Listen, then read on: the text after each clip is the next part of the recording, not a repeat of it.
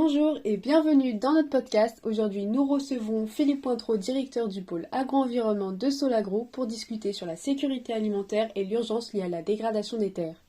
Bonjour Monsieur Pointreau, donc tout d'abord un grand merci d'avoir accepté cette interview. On est ravis de pouvoir échanger avec vous aujourd'hui. Donc pour se présenter rapidement, on est toutes les quatre étudiantes en première année du master Affaires internationales et développement de Dauphine, dans la majeure développement durable. Pour vous donner un peu les grandes lignes de cette interview, on va vous questionner sur le degré d'urgence lié à la dégradation des sols, sur leur véritable état et aussi sur pourquoi on ne parle pas beaucoup des sols alors qu'ils sont essentiels pour notre survie. Et comment se fait-il, c'est un peu le mystère qu'on se pose, comment se fait-il qu'on arrive aujourd'hui à produire suffisamment pour nourrir la planète en dépit de l'état apparemment catastrophique des sols? Pour commencer, on aimerait bien que vous vous présentez en quelques mots votre parcours jusqu'à arriver à Solagro, et aussi on aimerait bien savoir depuis combien de temps vous êtes à Solagro. Mon parcours il est certainement atypique parce que je suis à Solagro depuis le début et j'y serai jusqu'à ma retraite. Vous voyez, j'ai pas changé du tout d'organisation et en plus j'ai participé à la création de la structure. Donc j'ai fait un seul parcours. Donc à Solagro, ça a été créé en 1980 par des étudiants comme vous l'êtes en ce moment et par des profs. De là est née une association et comme je dis toujours, c'est une start-up à croissance lente puisqu'on a créé un emploi par an. Voilà, donc on est aujourd'hui un peu plus de 36 personnes, basées essentiellement à Toulouse et quelques autres personnes à Lyon. Et donc on traite à la fois le sujet de la transition énergétique et puis tout le volet agriculture-environnement où s'inscrit cette problématique notamment sur les sols. Après, un point important qui a changé un peu notre raisonnement, on était très agricole, très agronomie, mais quand même depuis 2010, grâce notamment à notre réflexion prospective, notre scénario After 2050, on est passé du système agricole au système alimentaire. Voilà. Du coup, depuis plus de 40 ans que vous êtes à Solagro, c'est quoi les changements que vous avez constatés dans le paysage agricole à votre échelle? Qu'est-ce que vous avez vu changer? Disons que ce qu'on voit maintenant, qu'on a 40 ans, donc on a eu passé beaucoup de choses, beaucoup de ministres, et qu'en fait, on est loin d'avoir résolu tous les problèmes. Et je dirais que des fois, on ne voit pas beaucoup de voyants verts. C'est-à-dire on a plus l'impression qu'on cumule les sujets, les problématiques, sans pour autant, comme vous dites, que tout s'effondre pour l'instant. Donc on ne sait pas si les problèmes, on fait que les repousser, puis à un moment donné, on sera dans l'incapacité de continuer à pousser. Et voilà, c'est une vraie question. Donc en fait, cette transition, on ne fait que la repousser pour l'instant, quoi. Voilà, donc à notre échelle, c'est toujours un peu de quel côté on regarde, quoi. C'est-à-dire qu'on a toujours, heureusement, c'est ça qui nous motive, c'est qu'on a toujours des expériences qui montrent que la transition est possible. Voilà, à tous les niveaux. On a des exploitants agricoles qui font autrement. On a des systèmes de transformation et de commercialisation comme les AMAP, maintenant les magasins coopératifs, etc., qui font autrement. On a des choses vertueuses. Mais c'est pas encore dominant. Et voilà, bon, c'est vrai que l'agriculture biologique progresse. Il y a à la fois tous les ferments d'une transition, mais la question maintenant, c'est qu'il faut accélérer. Et voilà, donc la vraie question, c'est comment on va plus vite. Moi, j'ai une petite question. Donc, l'azote, c'est nécessaire en agriculture? Ou c'est à la fois un rejet Alors, un besoin? oui. En agronomie, pour faire pousser des plantes, bon, faut du soleil, la photosynthèse, c'est ça l'intérêt des plantes, c'est qu'elles sont capables de produire de la biomasse sans énergie fossile. Et puis après, il faut de l'eau aussi, hein. Et puis, il faut un certain nombre d'éléments minéraux. Alors, ce qu'on appelle les principaux éléments, ce qu'on appelle c'est l'azote, 2, le phosphore, 3, le potassium. Puis après, il y a aussi tout un tas de micro-éléments qu'on peut retrouver, qui sont nécessaires. Et l'azote, oui, c'est vraiment un facteur limitant. C'est-à-dire, c'est ça d'ailleurs qui explique pourquoi en agriculture biologique, qui se passe d'azote chimique, où on a souvent des rendements plus faibles, notamment en céréales comme le blé. Souvent, on a un rendement de 50% inférieur en agriculture biologique. Et la raison principale, c'est il y a moins d'azote dans le système, quoi. Et donc, en termes d'état des sols et de pratiques utilisées, qu'est-ce que vous avez vu changer ces dernières années? Alors, avant de parler directement des sols, c'est vrai que là, il y a les menaces que vous avez signalées d'érosion, de perte de fertilité, etc. Au-dessus de ça, je dirais, il y a avant tout la perte de terres agricoles. On a perdu on doit être entre plus de 5 millions d'hectares de terres agricoles. Le pic, c'était 1960. Depuis 1960, on perd des terres agricoles avec deux phénomènes. Un qui est, on va dire, les deux tiers, c'est ce qu'on appelle l'artificialisation, c'est-à-dire c'est les terres qui rentrent dans la sphère, on va dire, urbaine des transports. Donc c'est construire des lignes TGV, les lotissements, enfin voilà, tout ça. Donc ça représente plus de 5 millions d'hectares.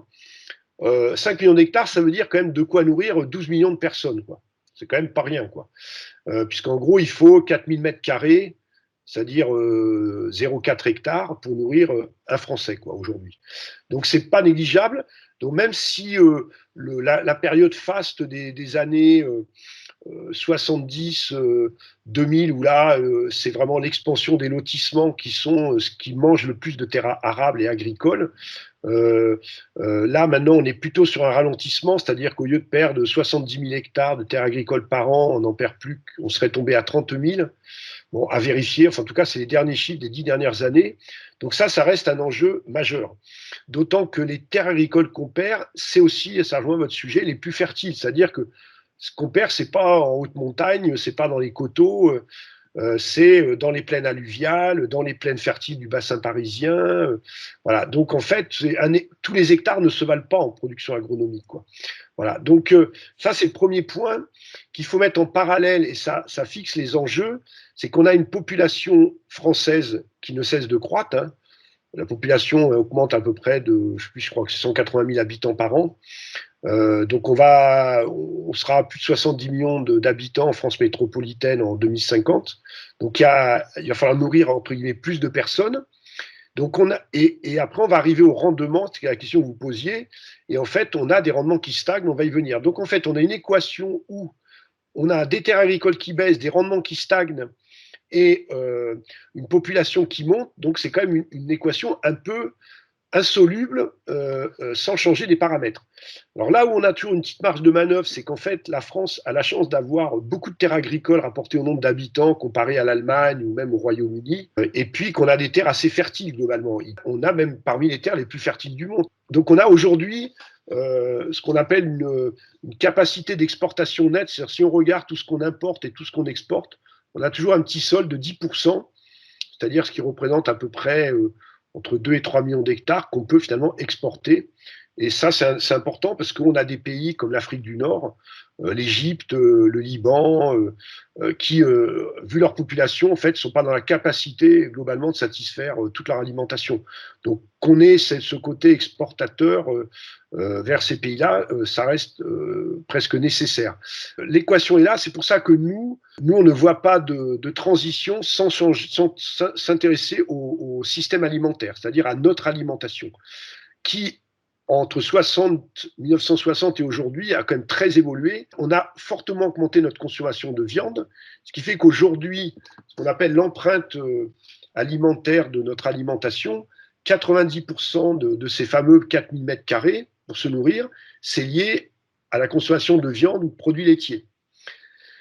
Donc c'est vrai que si on veut se redonner une marge de manœuvre, eh ben, ça veut dire qu'il va falloir consommer moins de protéines animales, donc que ça soit du lait ou de la viande, ce qui fait qu'on va baisser comme ça notre empreinte surface et nous laisser un petit peu de la marge de manœuvre pour faire face notamment, on va le voir, aux aléas climatiques, à l'augmentation de population, etc. Et donc nous, on avait travaillé sur le régime alimentaire des consommateurs bio qui consomment beaucoup moins de protéines animales, donc par exemple 4 fois plus de légumineuses.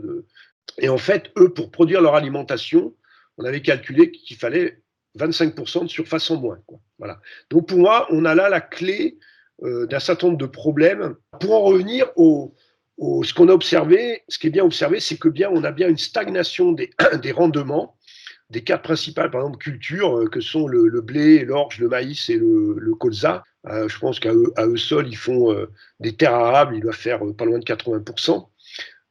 Par contre, c'est vrai qu'à partir des années 2000, on va dire, on a légèrement de croissance, mais globalement, on a une stagnation avec vraiment des grosses variations interannuelles, quoi. Avec notamment la sécheresse de 2003.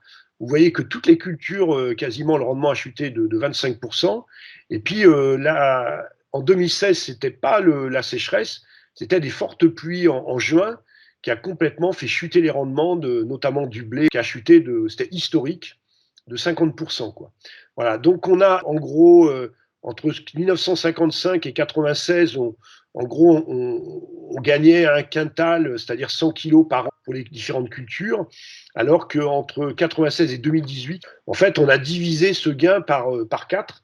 Et même pour le blé, qui est quand même la culture phare, on est même sur une baisse de rendement, quoi. Donc là, on a un vrai sujet. Et la question, c'est comment ça va évoluer dans les années qui viennent, quoi. Alors, comme vous avez dû entendre, Météo France a remis à jour son scénario qui s'appelle DRIAS, là, donc sur les projections à 2050-2100. Et c'est vrai que les projections, je veux dire, ça fait peur. C'est-à-dire que pour un agronome, vous annoncez qu'après, entre 2050 et 2100, les vagues de chaleur, ça ne sera pas 2 semaines, mais ça sera entre 1 et 2 mois par an, voire plusieurs vagues de chaleur dans l'année. Enfin, je veux dire, les rendements agricoles, ils peuvent s'effondrer, quoi. Je veux dire que là, les deux petites vagues de chaleur les plus importantes, 76 et 2003, c'est déjà 25% de la production en moins. Donc, vous imaginez, par exemple, une entreprise qui perd 25% de sa production. Enfin, je veux dire, ça met en péril son entreprise, quoi. Voilà. Et donc, en fait, on ne sait pas trop comment ça va se passer, quoi. Donc, la question aujourd'hui, c'est à quoi est due cette stagnation de rendement? Alors, il y a forcément le changement climatique, parce qu'on repère bien des aléas extrêmes comme des fortes pluviométries ou des sécheresses, enfin des vagues de chaleur, ou même dans certains terroirs viticoles, par exemple les orages de grêle, on peut mesurer les impacts. Il peut y avoir d'autres facteurs. Alors, il y en a un qu'on ne voit pas trop, mais qui est quand même l'irrigation. C'est-à-dire que dans les 30 glorieuses, là, l'accroissement des productions est lié aussi au développement de l'irrigation. C'est-à-dire que quand vous irriguez un maïs, en gros, vous augmentez son rendement de plus de 30%, quoi. Donc là, pendant toute une période, l'irrigation n'a fait que se développer. Mais là, depuis déjà plus de 15 ans, en fait, il n'y a plus de développement d'irrigation parce qu'en fait, il n'y a plus la ressource en eau, quoi. Et même pour bien faire, il faudrait réduire l'irrigation, puisqu'on a notamment par exemple sur le fleuve Garonne, on n'est pas du tout au débit d'étiage en été, c'est-à-dire que là, on a un manque d'eau, quoi. Donc déjà, on n'a plus cette croissance continue qui était liée à toujours plus d'irrigation. Donc ça, c'est un facteur aussi qui explique la réduction des rendements. Après, on peut imaginer aussi des facteurs comme la pollinisation. En fait, on a quand même un problème de pollinisateurs, notamment sauvages, qui peuvent influer sur le rendement, parce que si, par exemple, vous ensachez les fleurs de colza ou de tournesol, vous faites chuter le rendement de plus de 50%, quoi. C'est-à-dire que s'il n'y a pas d'insectes qui viennent sur les fleurs, vous avez une partie quand même de la pollinisation qui s'opère, mais le rendement chute de 50%. Donc ça peut être un facteur aussi pour certaines cultures.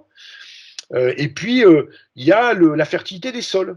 Alors c'est vrai que la fertilité des sols, le problème, c'est que vous avez posé la question, c'est qu'en fait, pourquoi tout s'effondre pas? C'est qu'en fait, pour l'instant, on pallie au problème. C'est-à-dire qu'on palliait à la sécheresse avec l'irrigation, on pallie aux attaques des ravageurs avec les traitements phytosanitaires, les insecticides.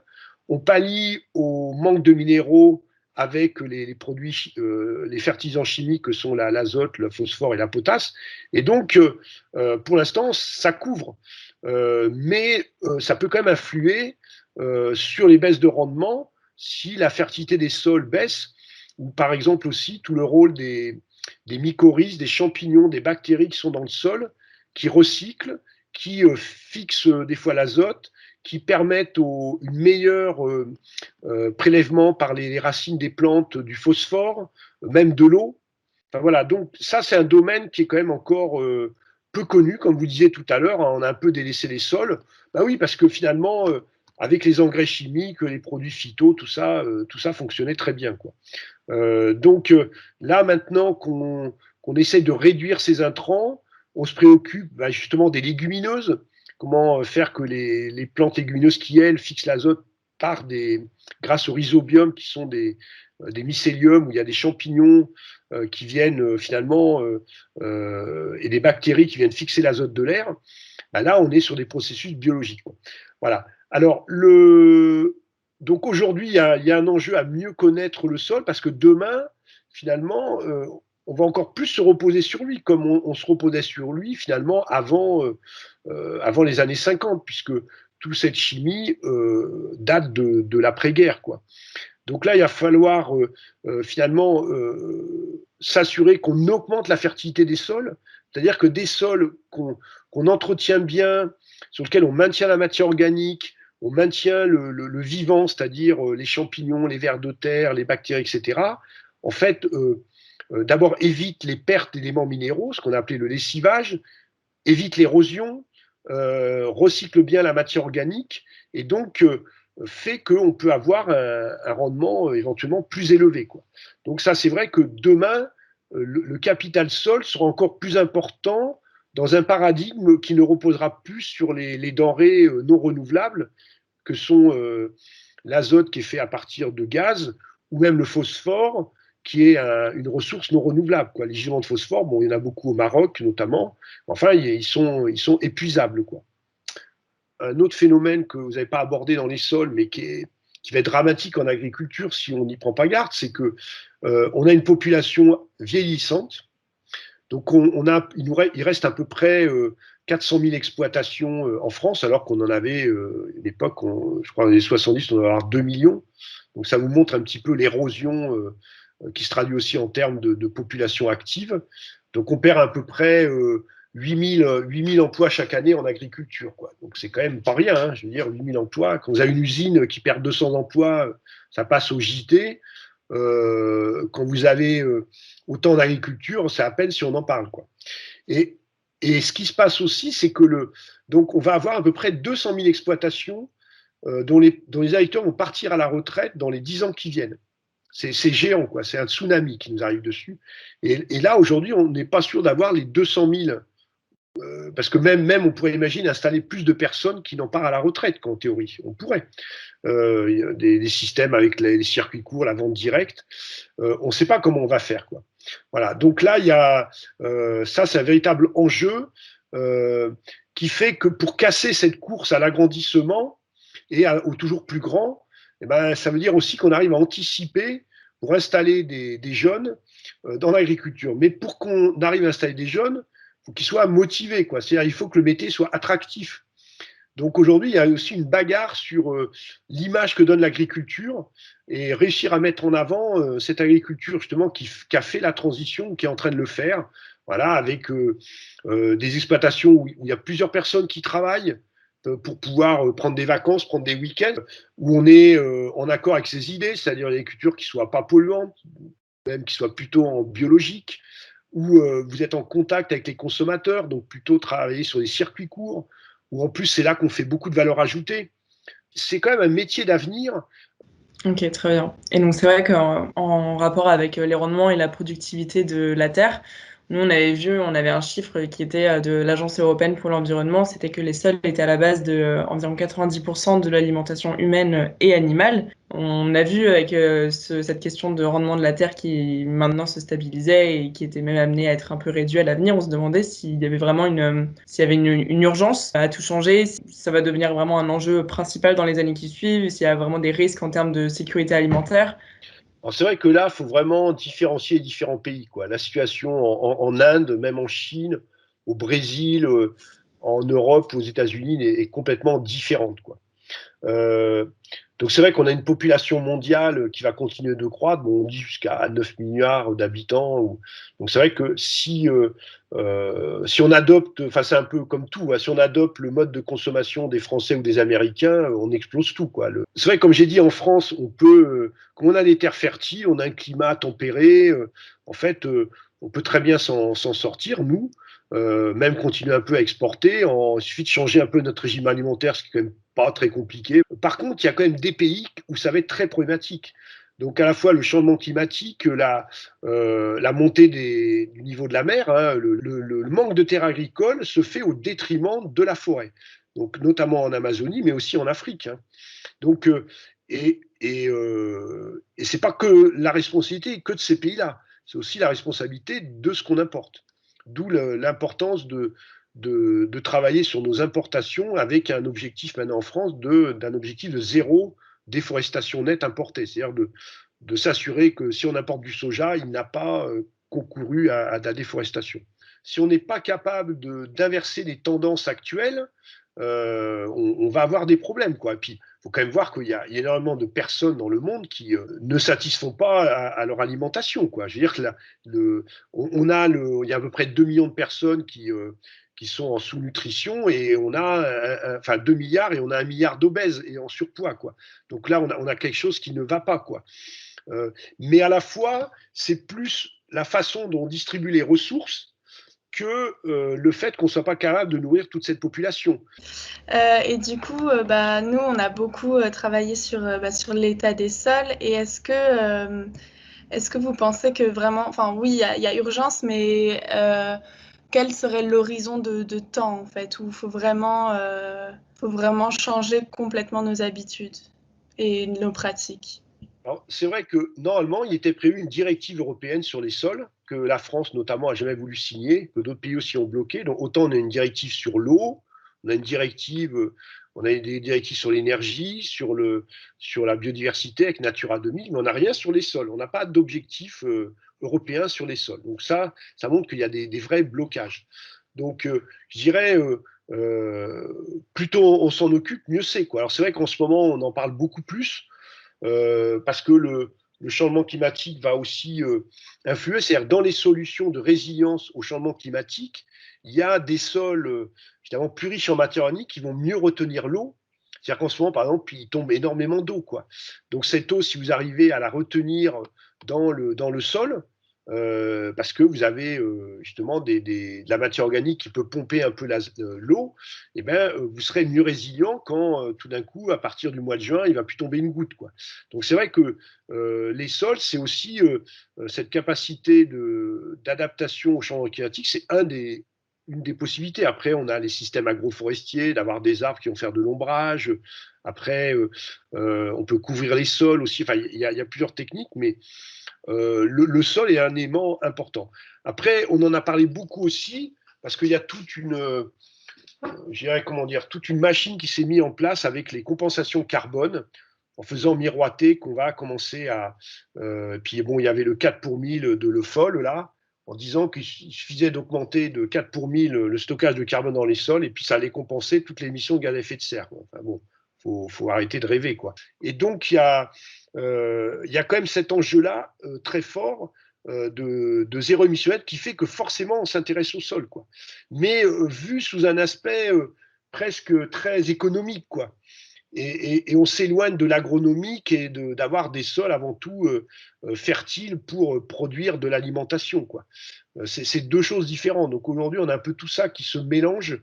Voilà. Et ce qui est important, c'est oui, il faut avoir plus vite on va s'occuper de ces sols, mieux c'est, quoi. Je pense que nous, on voit ça encore de loin parce que on n'est pas encore directement touché. Mais si vous allez dans d'autres pays qui sont confrontés, par exemple, à la sécheresse, et il y en a, là, ça devient dramatique, quoi. Déjà, c'est des pays qui ne sont pas riches, donc ils n'ont pas beaucoup de solutions, ils ne peuvent pas acheter et compenser leurs pertes.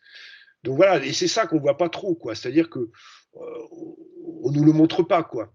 C'est-à-dire que là où il y a des points chauds, on ne le voit pas. Donc ce qu'on voit, c'est les migrations, quoi. C'est-à-dire que les migrations, elles sont là. C'est-à-dire que les gens, vous n'arrêterez pas le flux, quoi. Des gens qui ne peuvent pas se nourrir, vous les bloquerez pas aux frontières, quoi.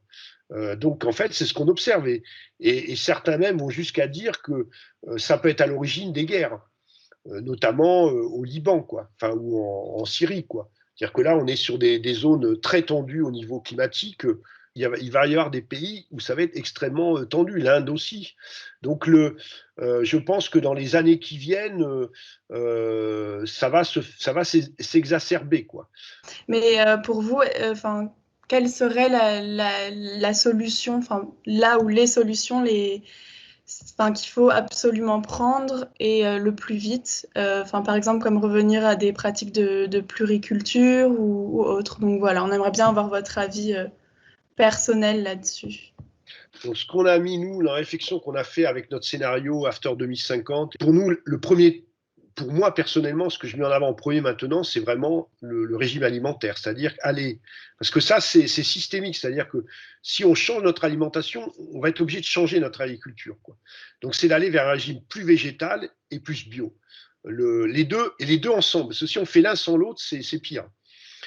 plus végétale parce que ça règle le problème des surfaces notamment. On a des marges de manœuvre au niveau des surfaces.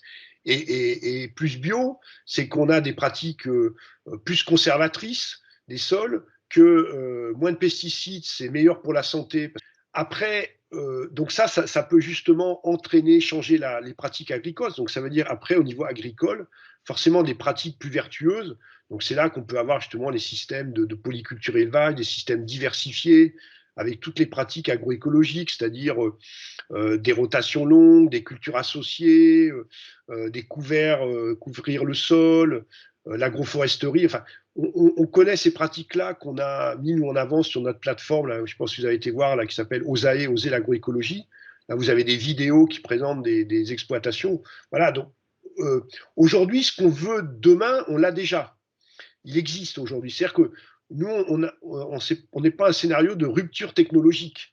Et est-ce que vous pensez que si on arrive à déjà solutionner ce problème de l'emploi et que les emplois sont disponibles, une transition de l'agriculture conventionnelle qu'on a aujourd'hui vers une agriculture plus biologique, disons, ou agroécologique serait envisageable en termes de sécurité alimentaire et de bouche à nourrir, ou il y aura encore un enjeu supplémentaire? Moi, je pense que c'est tout à fait faisable. Ça ne va pas se faire comme ça en quelques années, hein. C'est une transition qui va s'opérer sur plusieurs années, mais plus tôt on la démarre, plus elle sera facile à réaliser, quoi. Des conversions, il en existe dans d'autres domaines, quoi. Donc, c'est pas facile, mais c'est faisable et ça a déjà existé, quoi. Donc, je pense qu'il faut s'attacher à tous ces problèmes-là, mais moi, je pense que c'est faisable, quoi. On a aujourd'hui des exemples qui montrent qu'on peut réussir. Alors après, ça ne va pas être que des circuits courts, il ne faut pas rêver. On va avoir besoin des entreprises de transformation, de distribution. Enfin, je veux dire, on ne va pas tout rayer. Il faudra bien des magasins. Enfin, je veux dire, tout le monde ne va pas aller... va pas s'alimenter qu'au marché ou aller chez le paysan. Il y aura différentes formes, mais là aussi, ça peut bouger, quoi. Bon, il y a les biocoop, maintenant, il y a ce qu'on appelle des magasins coopératifs, comme la Louve à Paris, où là, c'est carrément, nous, on a le Chouette Coop à Toulouse. Vous avez les gens qui s'impliquent directement dans la gestion de... Je ne dirais pas qu'ils font tout le boulot, mais il n'y a qu'un salarié, quoi. Donc, c'est aussi des nouvelles formes qui créent aussi du lien social et tout le monde s'y retrouve, quoi. Et puis, ça responsabilise beaucoup plus les gens, parce que les gens doivent sélectionner les produits. Enfin, non, il y a plein d'innovations possibles, mais le problème, c'est un peu le temps, quoi. C'est-à-dire, il va falloir quand même accélérer un peu, parce que les choses sont trop lentes, quoi. Si l'État français était condamné par rapport au changement climatique, même pour l'instant à l'euro symbolique, et puis il y aura ça dans d'autres pays, c'est que en fait, on dit qu'on va faire et puis on ne fait pas, quoi.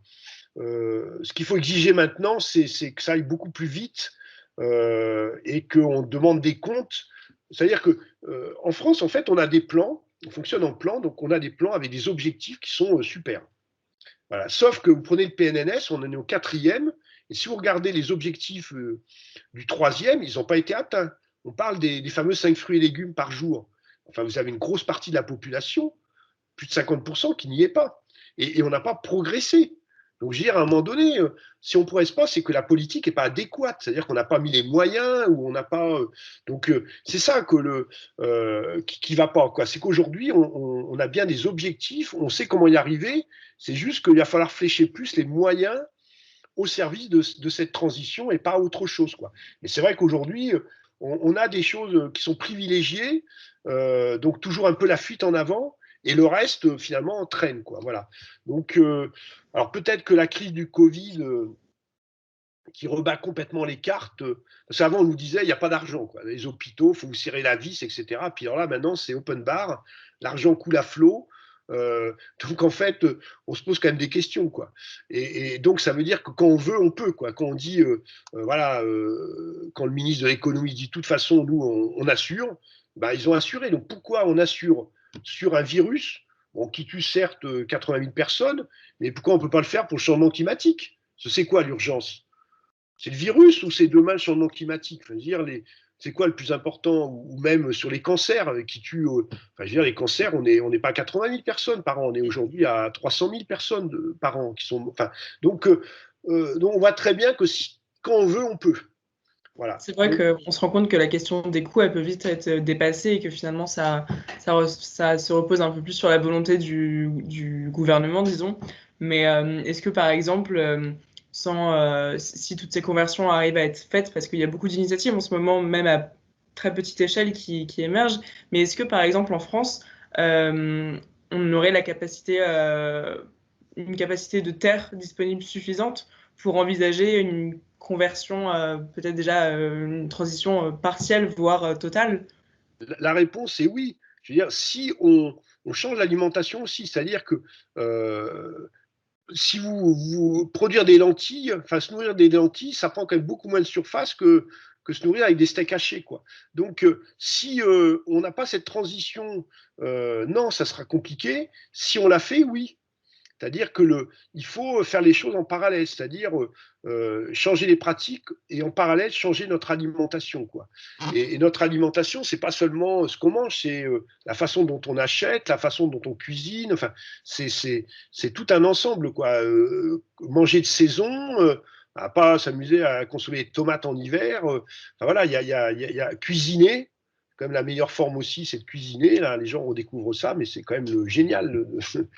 C'est un acte social qui nous manque en ce moment, quoi. Donc voilà. Et donc oui, moi je vous garantis que c'est possible.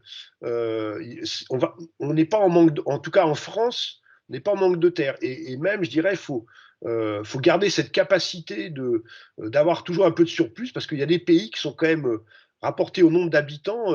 Je veux dire, prenez l'Inde ou l'Égypte, vous allez voir, vous rapportez la SAU au nombre de personnes, vous allez voir les différences, quoi. Nous, on est parmi les pays les mieux lotis au monde, quoi. Donc c'est possible. Après, je pense que sur les terres, eh ben, il faut pas lâcher, quoi. C'est-à-dire, faut que la recherche s'y intéresse, faut qu'on ait des indicateurs. Bon, on a le GIS-Sol à Orléans, là, je ne sais pas si vous l'avez interviewé ou pas.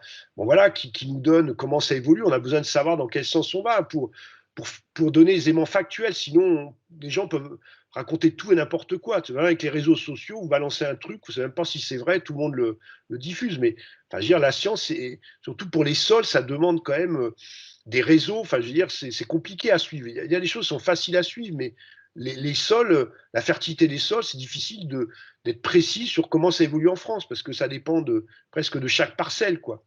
Mais en tout cas, il faut certainement investir plus là-dedans qu'on ne l'a fait, quoi. Voilà. Merci beaucoup, merci vraiment infiniment pour vos réponses. Votre expertise, c'était super intéressant et parfaitement ce qu'on attendait, donc merci. Bonne continuation à vous et bon courage. C'était le premier épisode de notre podcast où nous avons reçu Philippe Pointreau, directeur du pôle agro-environnement de Solagro, pour nous donner son point de vue sur la sécurité alimentaire et l'urgence liée à la dégradation des terres. Nous nous retrouvons très bientôt pour un nouvel épisode. Merci de votre écoute.